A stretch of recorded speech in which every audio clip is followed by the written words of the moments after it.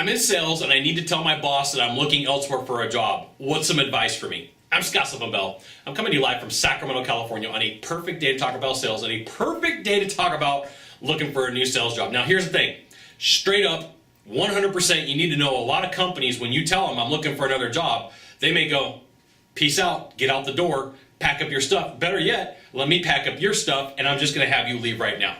So if you're serious about leaving a job, you got to know that if you're going to have this conversation, there is a percentage of a chance that the company is going to look at you and say, get out, okay? So there is a percentage of a chance where a company is going to say, we love you, we want you to stay, right? And they're going to offer you other things. It could be intangibles like more time off. It could be something like with health benefits. It could be something with more pay. So, here's the thing. If I was going to go to an employer and say, hey, look, I'm looking elsewhere for a job or I've got an offer somewhere else, this might be a version of the conversation that I have depending upon the company. I'd say, hey, Mr. Manager or Mr. Business owner, we need to have a conversation. Here's the thing. I've been offered a position at XYZ company. I'm prepared to take it. Here's what they're offering me more. Is it something that you want to keep me around or do you want me to leave? Because this is a breakup conversation, right? There's no nice breakup. There's no nice like, hey, I'm going to bring you flowers, let's break up. That's not nice. Right? There's no, I love you, let's break up. You're breaking up with a person, and you got to know that sometimes that person goes, look, wait, I didn't know it went this far, let's get some counseling, right? The same thing happens in business. Sometimes the person goes, whoa, what happened? Well, how come you haven't come to me before? You got to think through this process. It's not something you just sit down in the chair and just throw stuff out, and then you're good to go. So you really got two options. One, you're going to tell the person, I've been looking elsewhere for a job. They may say, see you later, bye, get out. There's the door, I'll send you your stuff in the mail. Or they may say, hey, what is it that you want to stay?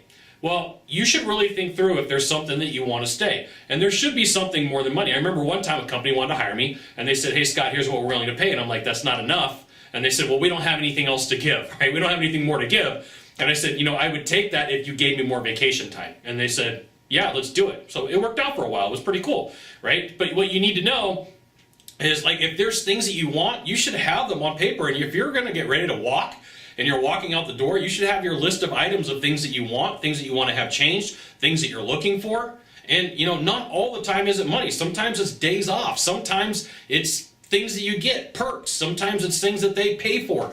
But, if you're going to go look for a job somewhere else, you should have that list anyway. You should know what's on that list, what's important to you, right? Like, there's times in my life that I look around and sitting on a beach watching the sunset is way more important to me than making money.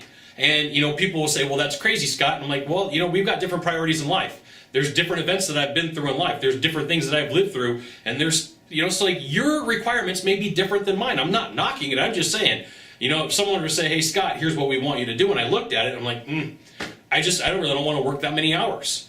And, sometimes people will knock that against me. They say, hey, Scott, how come you don't want to work that many hours? I'm like, I've got personal things that have happened in my life that have changed the direction about what I think and the hours that I work and the things that I do. This is why I'm letting you know. Everybody's different. I can't tell you what should be on this list. Your list is going to be different than mine. Your list would be completely different than mine. I can tell you that right now.